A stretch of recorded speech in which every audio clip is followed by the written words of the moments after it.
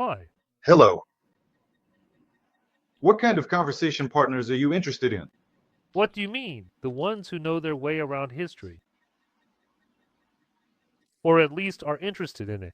Well, can you at least prove, say, on a 100% scale, just how useful history is? So, how many percent? Useful in what way? Well, useful, socially useful. I mean, people Are social creatures. Look, if you, somehow, say you suffered a head injury and completely lost your memory, amnesia, do you think it would be easy for you to navigate the present day? I kind of don't get it. That's a bit convoluted. Well, it is a bit convoluted. Look, you got hit. You have amnesia. Your memory is completely gone. You wake up, and now you're in the present day. You don't know where the store is, where to go, where your relatives are, and so on. Would it be comfortable for you to live in the present with memory loss? Well, right this second. Of course it would be uncomfortable, but I'd adapt. Amnesia can be overcome. Over time, you would adapt. That's absolutely right. But for a while, it would be extremely uncomfortable for you in society because you have no memory. It's exactly the same with society. If a society has no memory of itself, of its own kind, for a while, it will be extremely uncomfortable. Then, of course, it will adapt, invent its own reality, but that memory will never come back. Still, it's very hard for a person, or for humanity as a whole, to move forward without having historical memory to draw on. But, excuse me, if I may add my comment, it's a double-edged sword. On the other hand, if memory is preserved, and along with this memory, with this foundation, there also comes some kind of falsification, some kind of deception, certain restrictions, maybe even. That's not about history. Falsification and deception have nothing to do with history. Historians try to minimize falsification and deception as much as possible. That's not our thing. On the contrary, we As much as possible, but you can't do it 100%, especially with social processes. we can't do it 100%. I'll surprise you. Even physicists can't describe the real world 100%. They don't have enough of a foundation. And physics is the basis of all sciences. All sciences are guided by physics. And even physics can't do it 100%. Yeah, but for some reason, look, for some reason, century after century, people keep making the same mistakes. And the fact that, like history, someone studies it, that's the domain of intellectuals, a narrow circle of society, which, That's your point of view. I have nothing against it. It just seems that way to you because you haven't studied history. and you don't think so? No, of course not. Absolutely not. Well, so I'm asking you, explain to me, on what arguments do you base the idea that, there's any benefit in that at least 50% of society somehow gets some dividends from knowing history? But what do dividends have to do with it? I don't get it. Well, everything with us. By learning history, the past, we get to know ourselves. It becomes clearer to us who we are now when we know who we were before.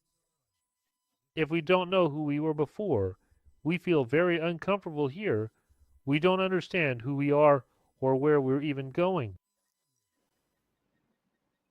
Uh-huh. So, in a situation where, for example, the glass is half full, you'll still have a biased attitude towards it, right? And history, it seems to me, is exactly that kind of thing, where half the facts are like a glass that's either half full or half empty. Well, I already answered that question for you.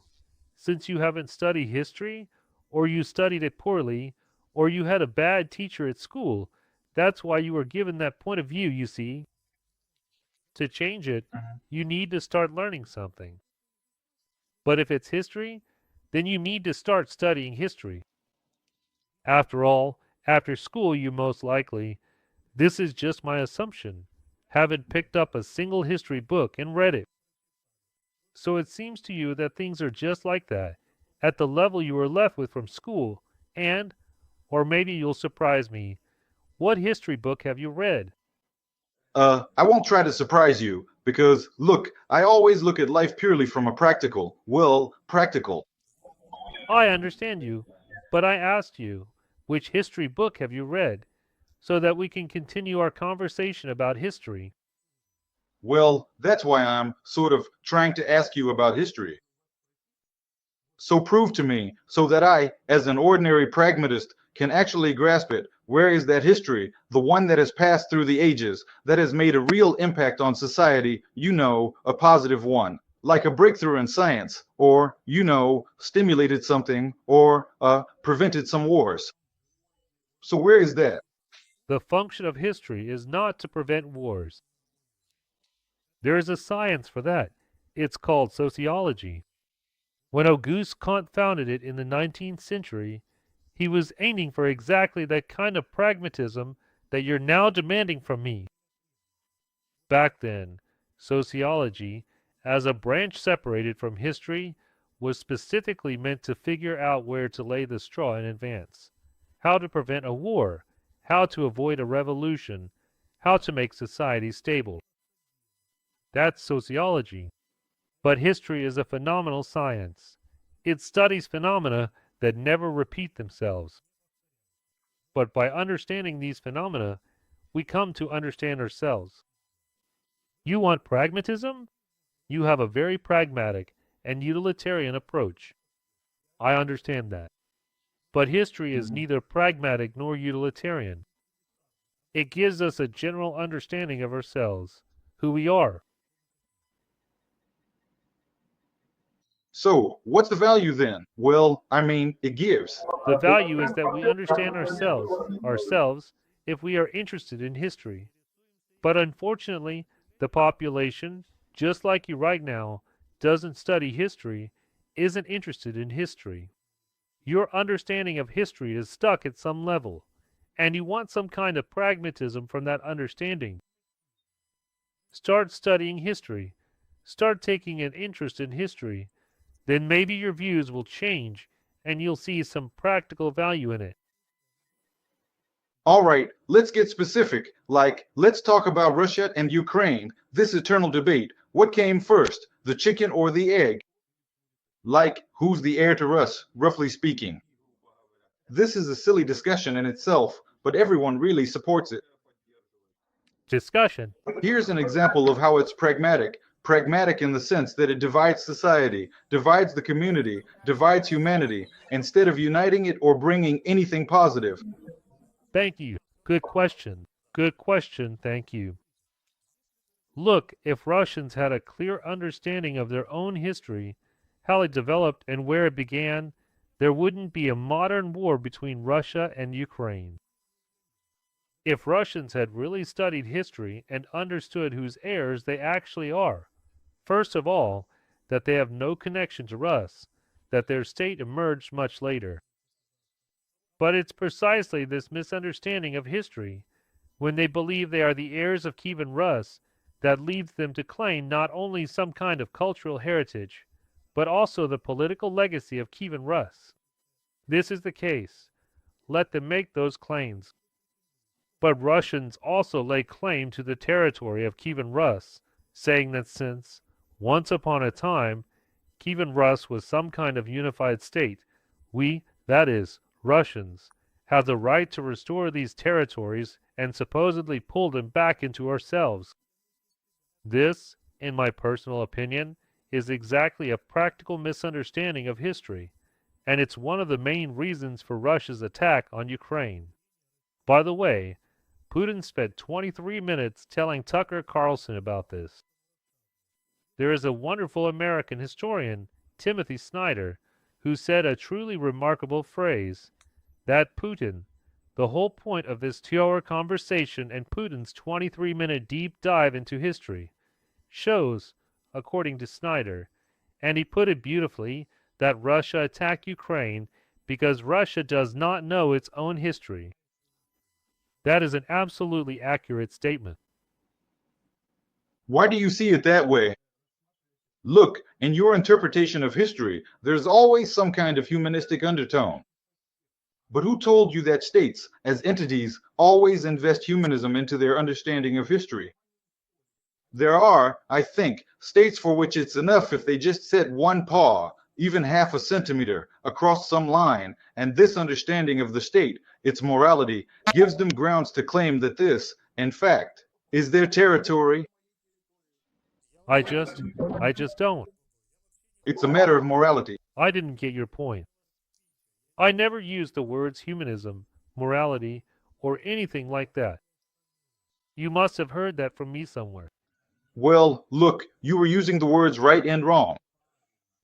If you're already using criteria like good, evil, right, and wrong, that implies you do share some values that, at this stage, the Ukrainian state also shares. So, accordingly, I didn't understand anything. Wait, I'm just hearing a bunch of words, honestly. Just, please forgive me. Let's move away from these philosophical things and try to ask short and specific questions. Then I'll be able to answer. Well, for now it's hard for me. all right, I'll try to speak in your language. If some state historically existed on a certain territory, in fact, why doesn't it have the right to claim the legacy of that STA? For example, let's take the Austro-Hungarian Empire. It played a significant role in the formation of Ukraine. So, in fact, maybe they have the right to assert their own perspective that this, after all, also relates to them in some way. We have. Wait, culturally, yes. No one denies that the Austrian monarchy, the Austro-Hungarian monarchy, had a cultural influence on Ukraine. No one is denying that. But Austria has absolutely no right to say now that just because these territories once belonged to our monarchy before 1918, we have the right to take them back. That's utter nonsense. Because in 1975, all the countries of Europe, 33 countries, if I remember correctly, and after the collapse of the Soviet Union as well, signed the Helsinki Accords, which clearly state that revising borders in Europe is prohibited. But if you want to talk about some kind of cultural heritage, go ahead, or some sort of political legacy, that's fine too. But to violate the borders of a sovereign state under the pretext that these territories once belonged to us is nothing but a typical carve-up of the world, looting and banditry. Well, the thing is, you were talking about that interview. Look, that's just a matter of cherry-picking facts. So you have to come up with a pretext, which, in my opinion, isn't the real reason. The real reasons are political and ideological, and at the deepest level, it's about the system of governance in the state. Let me give you an example so you understand, for instance, from your own history. For example, you know that the roots of Ukrainian nationalism go back as far as 1929, or even earlier. It started to take shape, roughly speaking, in the Austro-Hungarian Empire. So, the Austro-Hungarian Empire, What are you talking about? Hold on. for its own purposes. You're talking nonsense. Let's clarify the facts. What Ukrainian nationalism was emerging in the Austro-Hungarian Empire? What are you talking about? Well, the Organization of Ukrainian Nationalists. What year and where was it? 1929, in the territory of Poland. What Austro-Hungarian Empire are you talking about? Hello. Dear sir, excuse me. In Austria, in Vienna, if you didn't know, in 1929. In Vienna, Sasha. But it could have been in Vilnius, or it could have been in Munich. It originated on the territory of Poland. What does the Austrian Empire have to do with it? I'll explain it to you now, if you listen to me for a minute. So, look, When you start bringing up historical events in your speech, well, just like Putin, you're simply spouting some nonsense. I just can't listen to this. Sorry. how am I talking nonsense? Look, you didn't let me finish and you're already making long-term FA. Let's make an agreement. Let's agree so that I can understand you the way you're speaking. Please speak to me in short sentences and ask short questions. Because you're saying something so long-winded that by the time I get to the end, I can't even remember how this speech started. All right, I'll try to keep it short. Do you agree that national movements and national liberation movements are often used, well, by competing countries to weaken their rivals? Do you agree with that? I agree 100%. So, accordingly, where can we identify that line? At some stage, for the sake of weakening or for certain political goals, the national idea was supported, but then at some point these ideas diverged. How can we say that it was exactly at this moment, when they split, clearly, distinctly, that this is where they went, stated there? I don't understand anything. Honestly, you're just talking nonsense. Look, the Organization of Ukrainian Nationalists clearly set itself the goal of fighting for an independent Ukraine. In your opinion, who used them? Did Poland use them? No. They didn't have any contact with the Polish authorities. They were categorically opposed. Did the Soviet authorities use the Organization of Ukrainian Nationalists for their own purposes? No, they did not. Who used or tried to use the Organization of Ukrainian Nationalists? Nazi Germany. Let's talk about some concrete things. You're talking about some kind of general philosophical ideas that exist only in your imagination. But history is a concrete science.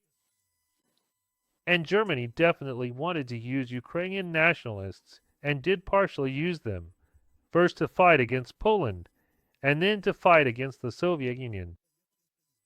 I don't deny for a second that Nazi Germany tried to use and did use the Organization of Ukrainian Nationalists for its own narrow purposes, first in the defeat of Poland and then in the defeat of the Soviet Union.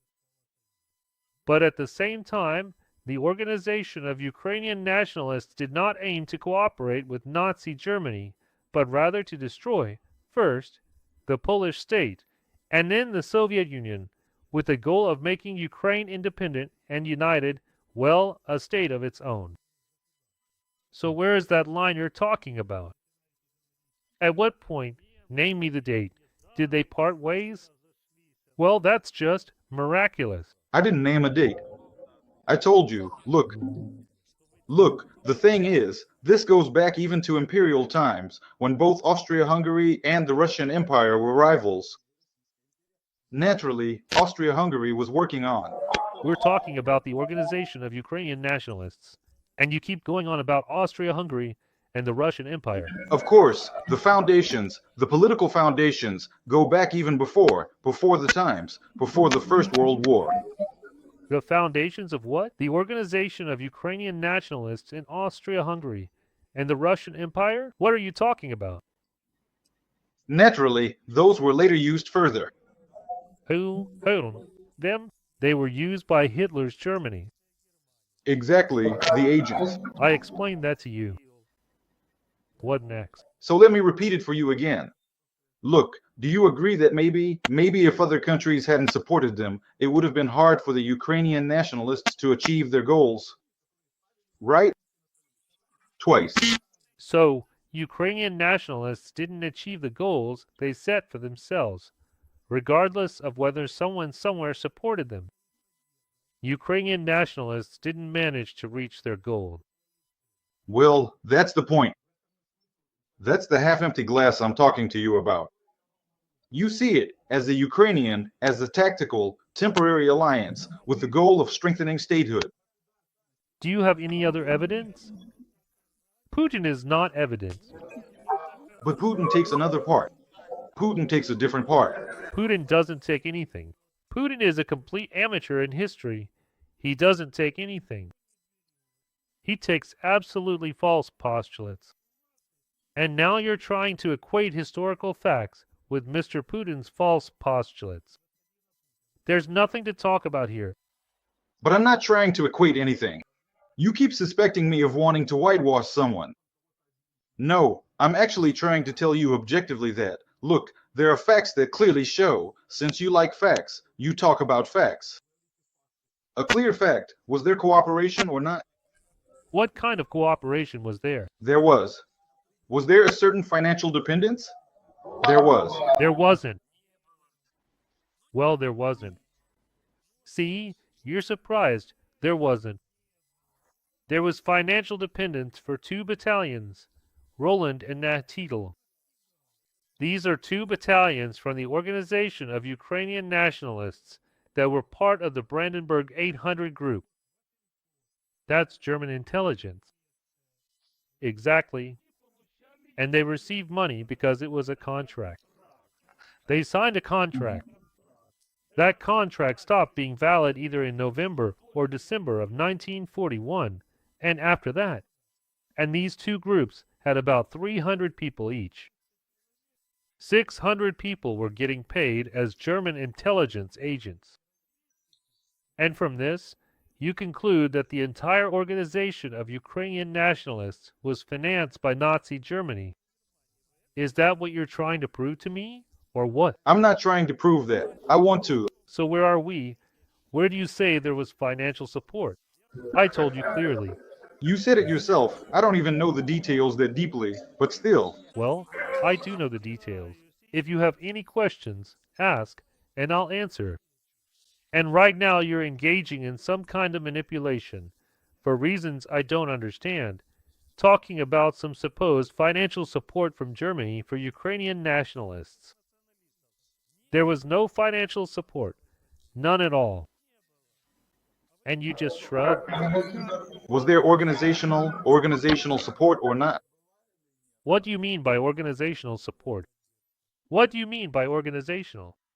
Well, look, informational. Then, in terms of political support, well, look, okay, I'll ask you short questions. Please go ahead and ask your question.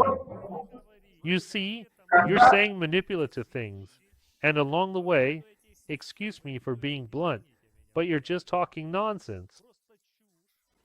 And you're demanding some kind of proof from me. Then you say, well, I'm not really a historian, so ask your question and I'll tell you. All right, here are some short historical questions just for you, so you can reveal yourself to the fullest. Finally, What did Ukrainian nationalists do when, under pressure, when the Soviet Union, the communists took over Ukraine and the Ukrainian nationalists immigrated? Well, like Petlura, for example, and so on. What's his name? Pedlura was killed in 26.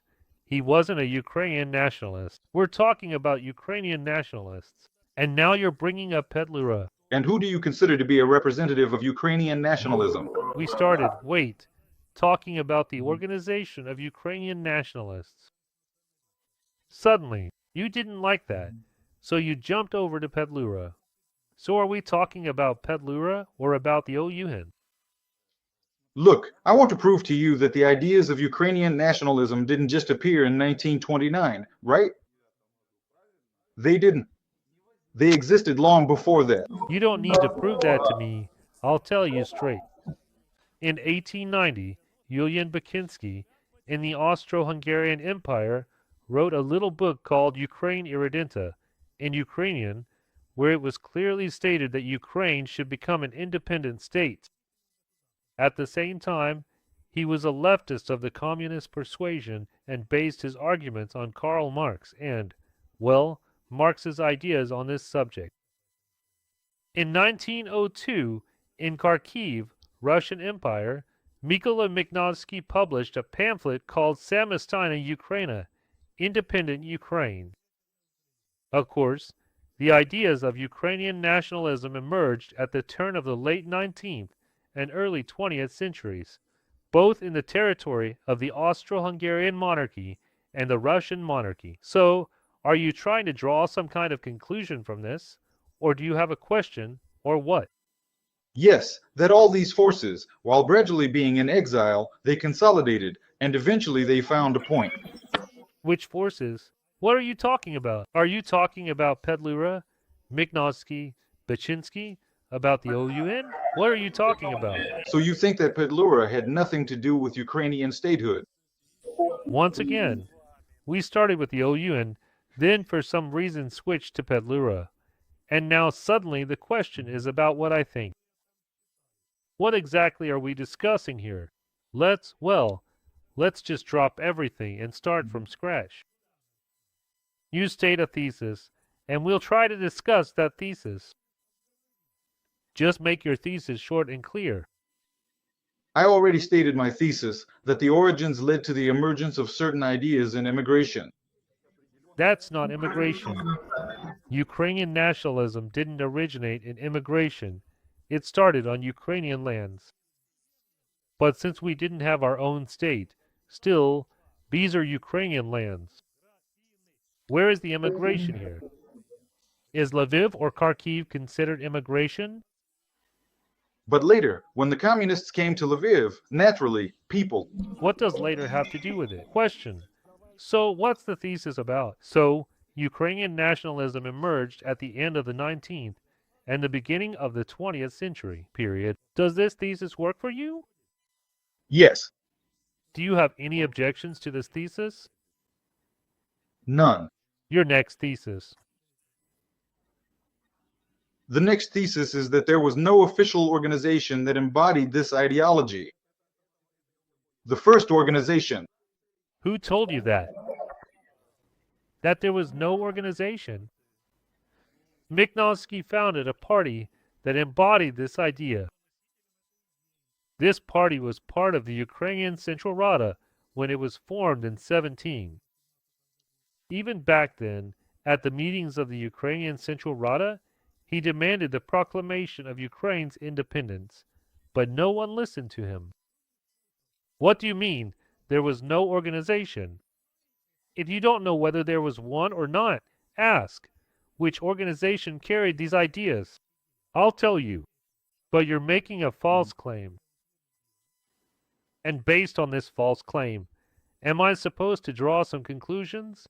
I'm telling you, you're making a false claim. There was an organization. All right, let me clarify then. We just have a misunderstanding about the organization because you think that if there was, even for just 2 weeks, some organization that had certain values. It wasn't just 2 weeks that the organization existed. The organization was around for quite a long time. And even if it had existed for just one day, it would still be an organization that promoted those ideas. See, but my understanding is that an organization, historically speaking, should at least stand the test of time and prove that it actually exists. Wait, but that's your understanding. That's your understanding. 10, 20 years is not enough. That's my understanding, and I'm explaining it to you. But why do I need your incorrect understanding of history? You came here. I'm a professional historian. You came here and started telling me, excuse the word, it's non-offensive. I always use it. You start telling me some of your layman ideas. I listen to you, and I'm amazed by these layman ideas. And you keep insisting that your layman ideas are just your personal point of view. Yes, of course, you can hold onto any layman idea you want. But if you want to actually learn something, you should ask a historian. A historian will answer you properly. All right. Again, just a few short questions. You think, so the bearers of these ideas, the people you mentioned, honestly, the names aren't that important to me. They immigrated, right? When under pressure. That's not right. Some were killed by the Bolsheviks. Some immigrated. Why are you drawing conclusions about things you don't know again? But ask questions instead of. I mean, living bearers of these ideas. Wait, instead of asking a question, you start talking in manipulations. So, the living bearers of the idea immigrated. Some immigrated. Some stayed in Soviet Ukraine. Some were killed by the Bolsheviks. What's the point of your question? The point of the question is that they became the core, which later crystallized into this organization, which was. Who told you that? Not a single Petlurist took part in the creation of the OUN. But again, instead of asking questions, you're just saying things, and honestly, it's driving me crazy. All right, then here's the question. Where did the Ukrainians come from if they weren't the immigrants who were pushed out by the Bolsheviks? Where did the Ukrainians come from? The ones who organized the OUN in Vienna. Let me explain. The OUN was mainly formed on the basis of the UVO, the Ukrainian military organization. Even after the OUN was created, they remained an independent political organization for several more years, and only later merged into the OUN, who was part of the UVO, meaning the core of the OUN. These were former servicemen of the Austro-Hungarian army who, during the collapse of the Austro-Hungarian monarchy, took part in the creation of the Ukrainian Galician Army. This was the army created by the West Ukrainian People's Republic, with its center in Lviv. Mostly, it consisted of professional military personnel, plus some officials, judges, townspeople, and so on, but the backbone was made up of professional soldiers. Some of these UGA soldiers, after the Ukrainian Galician Army crossed the border between the West Ukrainian People's Republic and the Ukrainian People's Republic in July 1919, because the West Ukrainian People's Republic had been taken over by the Poles. Some of these soldiers joined the army of the Ukrainian People's Republic. Yevhen Konovalets himself, who was the first head of the OUN, was an officer in the Austro-Hungarian army, then in the Ukrainian Galician army, and later he led the siege corps of the Sich riflemen in my city, Bielsk Tserkva. And this was a unit of the army of the Ukrainian state under Hetman Skoropadsky. He still served under the hetman, and then he switched to Petlura's side, because it was precisely from Bielsk Tserkva, from the uprising of the Sich riflemen led by Konovalets, that Petlura's revolt against Skoropadsky began. It was professional military men who created this organization. So, where were they formerly? Well, in the Austro-Hungarian Empire. Where were they located? Where were they stationed? Who? I mean, where did these military men of Ukrainian origin come from? Where were they born on the territory of Ukraine? They were born on the territory of Ukraine, but there was no Ukrainian state. Accordingly, they were born on the territory of Austria-Hungary and had Austro-Hungarian passports and birth certificates. But Austria-Hungary collapsed. Some of these people, since this territory became part of Poland, was occupied by Poland, received Polish passports. Yevhen Konovalets received a Lithuanian passport. He wasn't even a citizen of Poland. What's the essence of your question? Well, the point of the question is that, you need to understand where these people actually came from. You're saying that they were all. From Ukraine? No, from Ukraine. From which country at that time? That's important because, for example, you mentioned Konovalets and so on, but Petlura wasn't from Austria-Hungary. Petlura. Are we talking about Petlura or about the OUN right now? Petlura had nothing to do with the creation of the OUN. You keep confusing Petlura as a national figure and nationalist with the OUN. While you keep mixing them up, I'm trying to tell you this for the third time, but you still, Petlura this, Petlura that. Look, so you mean those Ukra. What I said is, don't tell me what I meant to say. Do you have a question? I answered it. If something isn't clear to you, ask another question, but don't tell me what I meant to say. Everything I wanted to say, I've said. I understand. So, only those people who were born on the territory of Ukraine in the former Austro-Hungarian Empire, they were the core of the formation of Ukrainian nationalism in your view, right? They were the core of the formation of the organization of Ukrainian nationalists, because Ukrainian nationalism is a much broader concept than just the organization of Ukrainian nationalists. The concept of Ukrainian nationalism includes Yulian Bakinsky, Mykola Mignovsky, and even Mikhailo Hrashevsky with Venichenko. And of course, Pedlura is definitely included as well. These are all people who advocated for the independence of Ukraine. We can generally call them Ukrainian nationalists, although they probably wouldn't have called themselves that, because Pedlura was a social democrat, not a nationalist. And you're confusing the concept of Ukrainian nationalism as a phenomenon with the organization of Ukrainian nationalists as a specific organization. No, well, I'm not confusing anything. That's pretty much how I imagined it. The question is, look, so the question existed. Besides these people, there were also others who were politically involved in Ukrainian nationalism, but were not part of this core group that formed, as you say. For example, Petlura, he wasn't part of it, so he had his own associates. Pedlura lived in France. He was considered the president of the Ukrainian People's Republic in exile. He had his own group of people.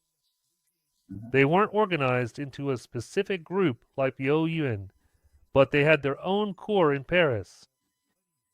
Another center at first was Vienna in Austria, where the OUN emerged.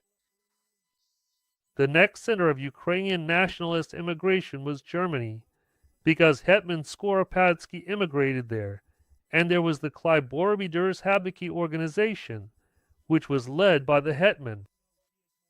And this organization, being in Germany, also promoted the idea of restoring the Ukrainian state, but only as a monarchy headed by the Skoropadsky family. There were different kinds of nationalists.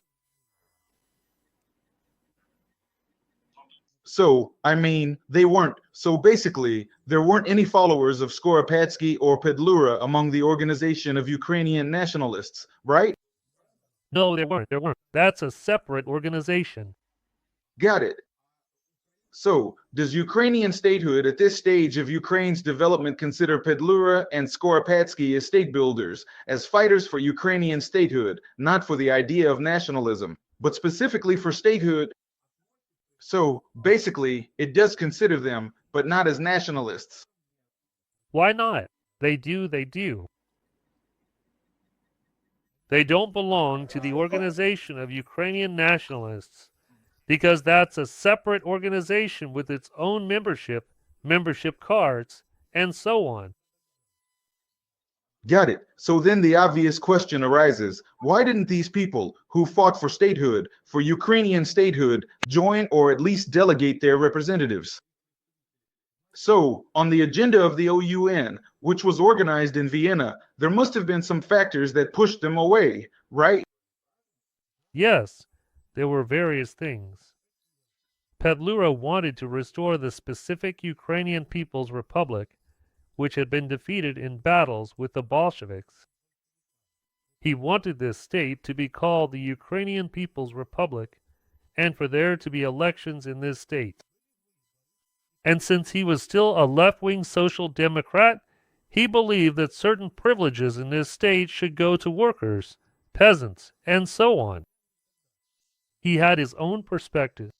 Hetman Skoropadsky believed that Ukraine should not be a Ukrainian People's Republic, but rather a monarchy, possibly a constitutional monarchy with elections. But at the same time, the monarch should be him, Skoropadsky, and his family. He had a son, Danilo Skoropadsky, who was officially called Hetmanik with the title Podkemi. Next, the OUN advocated for the creation of a new state that had never existed before. If Petlura advocated for a return to the UNR, which had existed, and if Skoropadsky advocated for a return to the Ukrainian state, the Ukrainian government that lasted 7.5 months, then the OUN put forward the idea of creating a Ukrainian independent and united state, a completely new state. Moreover, they envisioned this state as being modeled after fascism. That is, basically, There shouldn't really be any elections there. There should be a leader, like Carnavalettes. This organization, led by Carnavalettes, was supposed to govern this state, at least in the initial stages, to create a new state. There were completely different ideas about either recreating or creating a Ukrainian state. So even later on, even during World War II, they didn't help each other at all. So they existed separately. Oh, so with the assassination of Pedlura, that branch just kind of fell off. For example, as long as Hetman Skoropadsky was alive, he died in 1945. He lived peacefully in Germany and received a pension there as a former ally of Germany, because at one time he had signed treaties with Germany. He received a state pension. The German state, whether it was the independent Weimar Republic up until 1933 or Nazi Germany after 1933, paid him a state pension as the head of a former Allied state of Germany. And so, when Bandera was arrested and imprisoned in a concentration camp from 1941 to 1944, he sent letters. Well, I don't remember exactly. I can't tell you for sure whether it was to Hitler or to Canaris, but let's just say, to the leadership of Nazi Germany, asking for Bandera to be released. That is, he understood Bandera's importance in the struggle for Ukraine's independence. Yes, that's clear. Very interesting. And he tried to help make that happen. I see. I also don't want to take up too much of your time, but there's another question that interests me, one that causes a lot of debate. So, as I understand it, you're a historian or are you an ethnographer? But take, for example, the history of Ukrainians and Jews living together in Ukraine, right? And you know, there are a lot of factors, a lot of manipulations, like the fact that, after all, there were certain, well, I think OUNM carried out purges, Jewish ones, and so on. So, could you talk about the history of coexistence in this context, the history of Ukrainians and Jews living together, both in general terms and specifically during the period when there were these harsh repressions from Ukrainian nationalists, radical nationalists? That's the part I'm interested in, that particular aspect. The history of Ukrainians and Jews living together goes back roughly to the 9th century.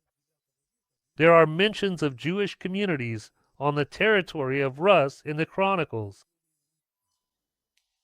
And since Rus was, after all, a Christian state, and the attitude toward Jews was quite negative, because all Christian states had a negative attitude toward Jews, the Chronicles recorded Jewish, well, it wasn't called pogroms back then, but we could call them pogroms now.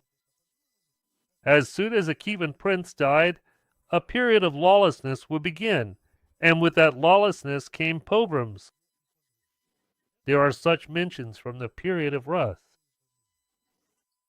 During the time of Lithuania and Poland, there are very few documents, so it's hard for me to speak about that. But when the Polish-Lithuanian Commonwealth emerged as a state, and the Commonwealth as a state was quite tolerant in terms of religion. Because let me remind you, the 16th century in Europe was a time of constant religious wars. Just think of the St. Bartholomew's Night as an example. And Jews were expelled from all European countries, from France to Spain. They were expelled, and Jews were forced to immigrate, to move to Eastern Europe, and in the territories of modern-day Prussia and the Polish-Lithuanian Commonwealth, the state was quite loyal to Jewish communities. Jewish communities, the Kahols, lived independently, and people tried not to interfere in their affairs. Of course, in some ways Jewish rights were restricted, but Jews, the Kahols themselves, tried to impose their own restrictions to minimize contact with the state. Because the Jewish Kahal is, after all, a self-governing community. And the the Jewish communities lived quite peacefully, and Ukrainians and Jews coexisted for a long time and quite normally in these territories until. Sorry to interrupt for a second, just so I understand. So, the mass migration of Jews to the territory of present-day Ukraine is connected, well, with their migration from Poland, basically from the Polish-Lithuanian Commonwealth? Yes, some Jewish communities may have survived from the times of Kievan Rus, but we have very. I mean on a large scale. Yes, we have very few documents. But on a large scale, Jews began to settle en masse from the Baltic to the Black Sea, roughly from the 16th century, when those religious wars were happening. They found refuge here and lived, well, I wouldn't say peacefully, because this was the late Middle Ages, the early modern period, when basically everyone was killing everyone, you know. But against this backdrop, Poland, the Polish-Lithuanian Commonwealth, stood out in a very positive way because it had tolerant laws.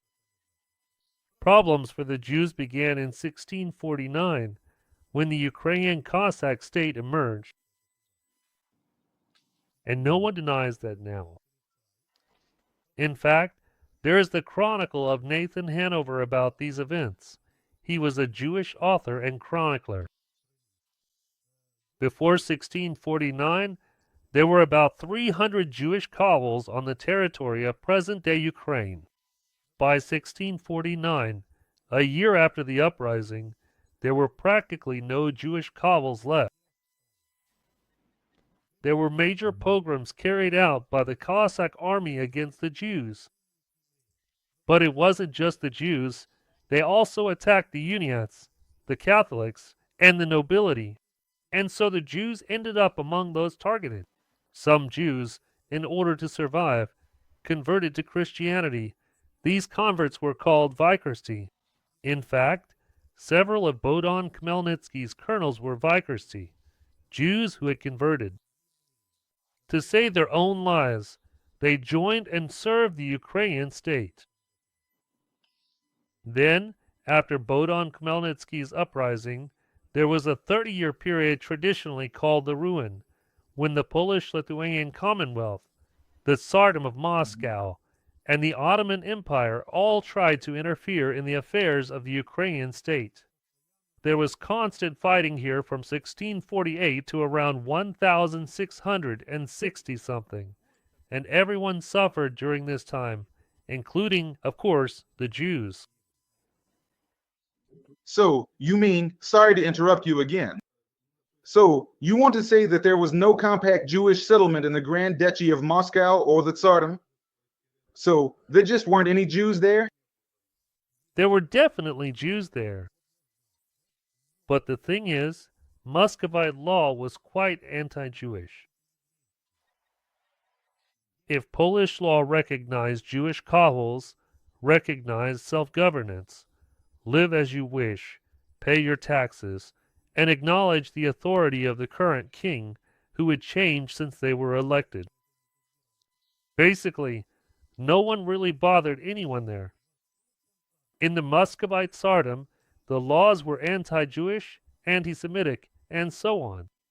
And Jews fled from there to Lithuania, to Poland, and so on. There was no normal life for Jews there. And a major problem for Jews arose at the end of the 18th century, when after the 3 partitions of Poland and 2 Russo-Turkish wars, the territory between the Baltic Sea and the Black Sea ended up as part of the Russian Empire during the time of Catherine the Great. And so here, Catherine the Great, as an enlightened monarch, as she considered herself, had a choice of what to do with these Jews, either to copy the tolerant legislation of the Polish, Lithuanian Commonwealth and recognize Jewish life as it was, or to continue the legislation that had existed before. Catherine the Great chose to continue the anti-Jewish legislation. Jewish kovels, of course, continued to exist on the territory of the Russian Empire after this, But the Russian Empire did everything possible to destroy the cultural and economic life of the Jews, to prevent Jews from participating in governance, to keep them out of higher educational institutions. There was a quota for universities, and so on. All of this collapsed after the October Revolution of 1917, I see. when Jews received equal rights. If you know about the revival of Odessa as a Jewish city, do you know roughly in which years that happened? Well, what do you mean by as a Jewish city? Well, I mean, like when the city was really settled by Jews, when this ethnic group became a significant part of the population. Because nowadays, Odessa is considered, well, very much so by me. How did they end up there? To put it simply, in what period? I don't know. Honestly, I don't know. As for the Jewish community of Odessa, you really need to look up the specifics. That's for, well, But what if we just imagine, just speculate a bit? I'm a historian, not a fantasist. Well, roughly speaking, okay, then let's look at it more broadly. They came from the West, from the Polish-Lithuanian Commonwealth. I don't know. I'm not going to speculate. I'm a historian. That's a very specific question. You need to find literature specifically about the Jewish community in Odessa. Everything will be there. All right, I got it. And now, moving closer to us, the 20th century and the possibility to debunk some myths about, say, ethnic cleansing of Jews by Ukrainians, their relations, and so on. What do you know about these relations? Do you mean the organization of Ukrainian nationalists? Yes. Well, I mean after the revolution and up to World War II, when? After the revolution, that's the period of the Ukrainian People's Republic, which was the first state in Europe to have a minister for Jewish affairs in its government. No other country in the world had a government position for Jewish affairs. Back when Petlura was studying at the seminary in Poltava, his nickname was the Jewish Father. That is, he understood the problems of the Jews very well, realizing they were very similar to the problems Ukrainians faced in the Russian Empire, and he was never an anti-Semite. But the military actions that dragged on from 1917 to 1921 on the territory of Ukraine once again led to the fact that, indeed, there were Jewish pogroms here. Moreover, these pogroms were carried out both by certain units of the Ukrainian People's Republic Army, as well as by some units of the Red Army, and also by the volunteer army of General Denikin. The only army that was not involved in Jewish pogroms was the Ukrainian Dilitian Army of the Western Ukrainian People's Republic. There is not a single recorded instance where soldiers or officers of this army committed any Jewish pogroms, but all the So what about the motivations? The motivations were kind of. but all the other armies did, and each had their own motivations. For the Russian monarchists, it was beat the Jews, save Russia. The motivation was very simple. As for the Red Army soldiers, it's really hard for me to say why they carried out Jewish pogroms, especially considering that a significant part of the command staff were themselves from of the Jewish population. So, in the Ukrainian part, what is currently being written about this? The thing is, Pedlura had a very small regular army. He created only 30 to 40,000 troops, and for the most part, the rest were so-called peasant Baki leaders. Well, peasant detachments were formed in every village, in every county, and so on. The peasants, with their absolutely, well, primitive views, poorly educated, poisoned at one time by Tsarist anti-Semitic propaganda. Most likely, it is on their conscience that these Jewish pogroms rest. And this is a certain kind of opposition to Petlura, as modern Ukrainian authors who study this issue write. That is, not everyone agreed that Petlura should lead the Ukrainian People's Republic. And in order to put pressure on him, the mechanism of Jewish pogroms was used, among other things. Everyone was involved in these Jewish pogroms here. As for the organization of Ukrainian nationalists, its program was quite anti-Semitic. That's it. Jews were considered enemies in the creation of the Ukrainian states. But there's the concept of the Jew as a biological enemy, a racial enemy from the Nazist point of view. For them, Jews were basically non-humans who simply needed to be destroyed because they were racially inferior. That's the racial theory. From the perspective of the organization of Ukrainian nationalists, Jews were considered bad, so to speak, if we put it in those terms, because they supported Soviet power. The February Revolution and the October Revolution led to a situation where a large number of Jews became secular figures, including officials in the Soviet government and commanders. And the percentage was very high, especially in the NKVD. So, based on these facts, that a large percentage of Jews entered the service of the Soviet government, Jews were considered enemies, but a secondary enemy, not the main one. If a Jew did not oppose the creation of an independent Ukrainian state, then, so to speak, there were no issues with him. But if he serves the Soviet government as a tool for suppressing the Ukrainian state, then of course, such a person is an enemy and must be eliminated. That was the view. Yes, quite anti-Semitic. We are not turning a blind eye to this, and we talk about it quite openly. So you mean as the economic foundation of the Soviet government, like Not the economic, but the political foundation, because Jews went to serve in the NKVD in the Red Army, and, as organizers of collective farms and so on. Well, forward Jews, they weren't Jews by religion, they were secular people who came from a Jewish background. well, maybe I'm under the influence of Soviet propaganda. I just remember from all those Soviet movies that there were wealthy Jews, like jewelers. They had a lot. And then these Chekists in leather coats would come and dispossess them, like they were the resource for the existence of the Soviet state. So you mean to say, But it was the Soviet state that took from the Jews during the Civil War period. But at the same time, the children of these dispossessed Jews, as you put it, themselves joined the Red Army and, forgive me, dispossessed their own fathers.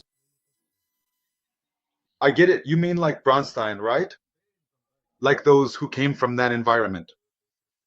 Well, yes, many revolutionary figures of the Soviet government came from quite wealthy Jewish families. That's no secret, including Bronstein, who was Trotsky. And moving closer to World War II and during World War II, what about the relationships? Because honestly, there's a lot of room for manipulation here. And how can we clarify this? I feel like there's no clear answer here. And for example, a lot of people are put off by your country's current shift to the right because, well, these things really do exist. The same purges are happening, right? They do exist. But there are no explanations for them. I didn't understand anything. Ask your question. You're talking. I can't figure out. Yes, yes.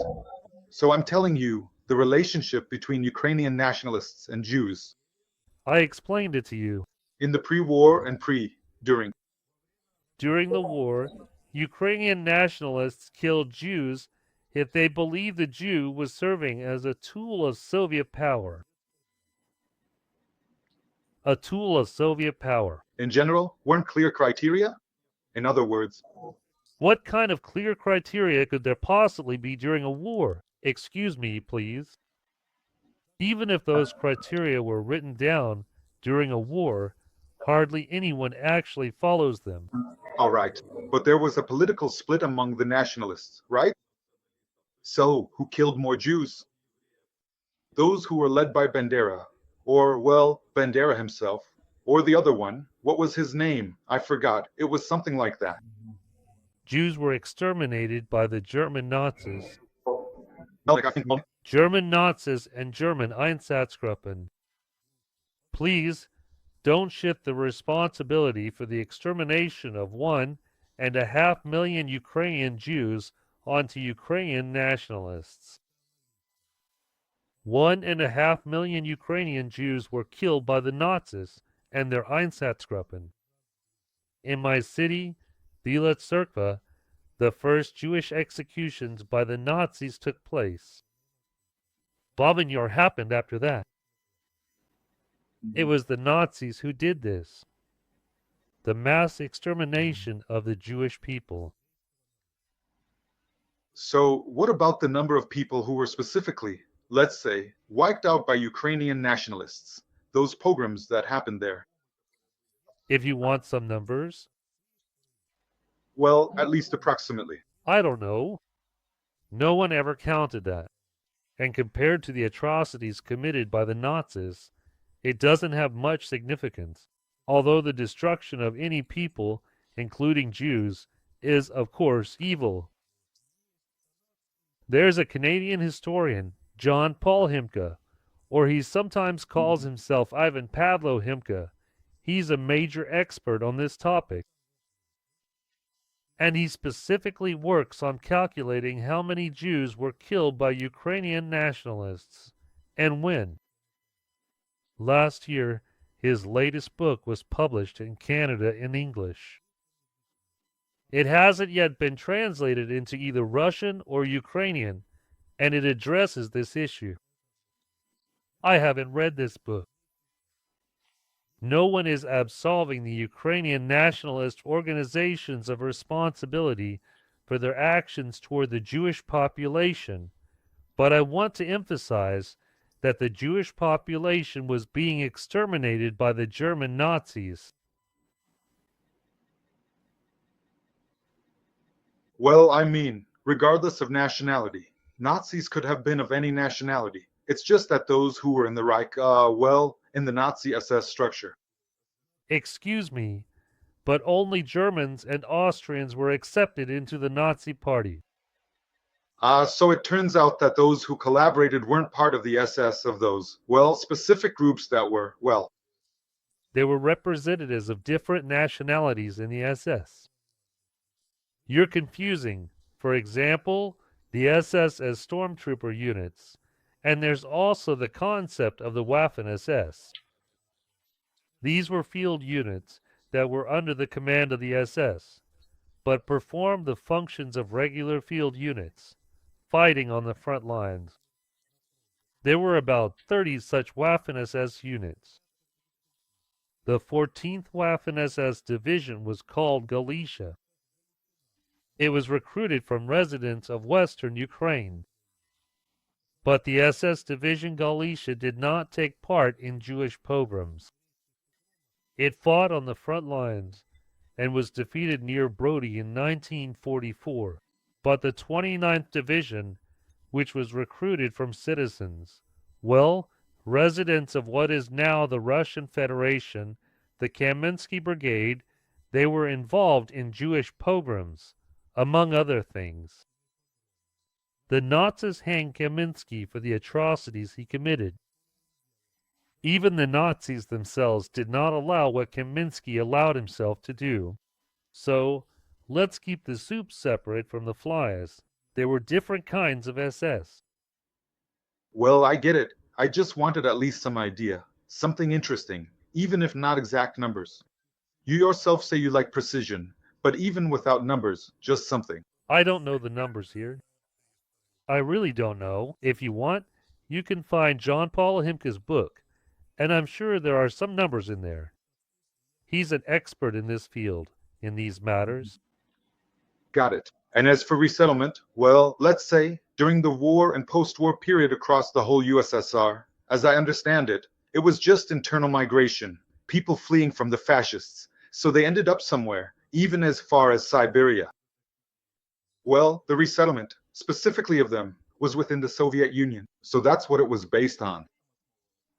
Why did they start? Well, end up as far as Birobidzhan, for example, I mean.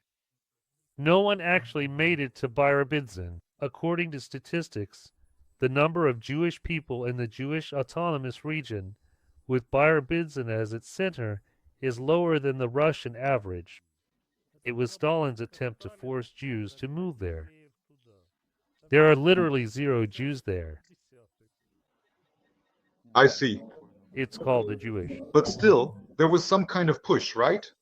There are Jewish affairs in Soviet history. The push was Stalin's anti-Semitism, which wanted to force Jews into a ghetto, just under the name of the Jewish Autonomous Region. I see. Well, anyway, basically, thank you for your hour of time. Well, do you maybe have any questions? You know, when you started our conversation with your philosophical generalizations, I was completely shocked. But when you moved on to specific questions, everything kind of fell into place. No, well, the thing is, you see, a narrowly specialized historian can keep all this in mind. But there are people, you know, managers, and probably most politicians, most people in the world. They're laymen when it comes to history. You know that perfectly well. Yet they're the ones running our countries, right? I completely agree with you. And based on that, I assume that maybe, after all, knowledge of history, if they're leading without knowing history, then what's more important here is the ability to manage, you know, management skills. And history itself is more for party ideologists or something, not for realpolitik politicians. So, this is your point of view. You look at it this way. I have nothing against it. I'm not even going to argue with you about this. Do you make predictions or do you only look to the past? Baba Vanga gave predictions, but unfortunately she died. Yes. Well, I'm just interested in, well, specifically, I'm worried about Islamic fundamentalism. So, do you think this is a real threat, or is it all just an inflated, an overblown bubble? Any kind of fundamentalism is a threat, whether it's Islamic or Orthodox. Any fundamentalism, to me, is a certain kind of threat, because fundamentalism, as I see it, is a lack of critical thinking. You have to approach everything critically, including yourself. Ben? So, you do think it's a threat after all? I mean, on a global scale. Well, I don't think Islamic fundamentalism poses any threat to Argentina, for now. But in the future, anything's possible. Ugh, got it. So, it's like, For the Middle East, Islamic fundamentalism is definitely a problem. all right, so on a scale of 1 to 10 globally, well, for us, on a global level, it's about a 6, 5 person, 6, 5 out of 10, right? I just like quantitative measures, you know. I can see that you always want some kind of grading system, and for me to clearly pick a spot. If you really want it, 3. Got it. All right, fair enough. Okay, well, I won't keep you any longer. Do you have any specific questions for me? Or, because I think I've basically heard. What does it say on your t-shirt? Well, that's something I'm actually interested in. So right now, I'm kind of promoting the idea that Islamism and terrorism have nothing to do with being Muslim. Well, like in terms of religion. A true Muslim should be far removed from fundamentalism and terrorism. That's what well, you agree. But right now, a lot of people, especially the Muslim population in our country and others, strongly associate these things. So it's this inseparable, let's say, bond, which is seen by any Muslim as something inevitable. But I'm trying to argue and prove that, on the contrary, it's not inevitable at all. Like you said, keep the flies separate from the cutlets. Well, It's a personal choice. A person can be a Muslim without being a fundamentalist, or they can be a Muslim and a fundamentalist. Oh, by the way, that brings up a question about Christianity. What about those, let's say, fervent Christian ideas that are also fanatical? What do you think about that? As I said, for me, any fundamentalism is an uncritical attitude towards oneself and one's ideas, and that's frightening. So, look, in a way, for example, in Germany there are Christian democratic parties where Christian values are deeply embedded. Is that a threat or not? Or do you think that, well, on a secular level, that's acceptable? Where are the values embedded? What values exactly? Well, in the party's ideology? So, look, there is. There's a party. Is it the ruling party? Well, actually, the Christian Democrats are Merkel's party, which for 10 years. You mean the CDU/CSU? Yes, the CDU/CSU, the Christian Democratic Union. And by the way, you have a lot of parties that really push that topic. Well, your last president, for example, he had something like faith, army, some kind of slogan like that, which is purely, well, kind of. Army, language, faith. That's the actual slogan, which I honestly don't understand. Do you have any issues with that slogan? So, from a historical perspective, let's say you don't see anything wrong when a party incorporates certain religious, well, ideologies or principles. When it incorporates them, no problem. But when that party starts imposing some kind of fundamentalist things on the whole population, of course I'm against it. But that's exactly what it does, imposes them. Ooh, Well, that party. which one?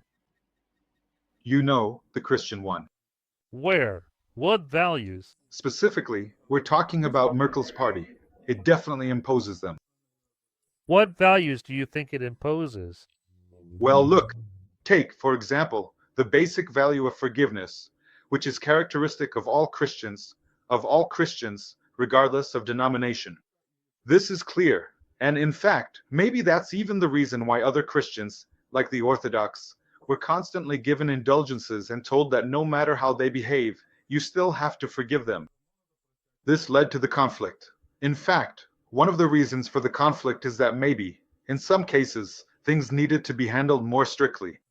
We're once again drifting into, excuse me, wordplay that I don't understand at all. You're starting again, throwing out all these texts. Am I supposed to sit here and figure out all these texts? I understand, all right, but I don't really have any more historical questions for you. Maybe I do. Maybe there are some questions for me too. Thank you. I got t-shirt, and I asked what I was interested in. Well, that's it, thank you. You actually told a more interesting story than I did, I think. So thank you for that. I won't take up any more of your time. Thank you for your questions. Goodbye. Good luck. When someone starts philosophizing about general things, well, it's hard for me to get into all that philosophizing. I'm more of a historian. I'm more concrete. I kind of instill certain values, like forgiveness for all. Forgiveness is one thing, but the criminal code hasn't been abolished.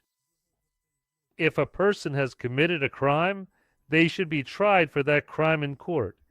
But on a purely moral level, well, the victim of that crime can later forgive the perpetrator in some moral sense, not hold a grudge against them.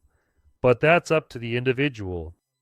If they're a Christian and want to, if they follow the concept of forgiveness for all, that's their choice. What does imposing some kind of values have to do with this? Well, maybe I just don't get it. I'm far from all this. So sorry about that.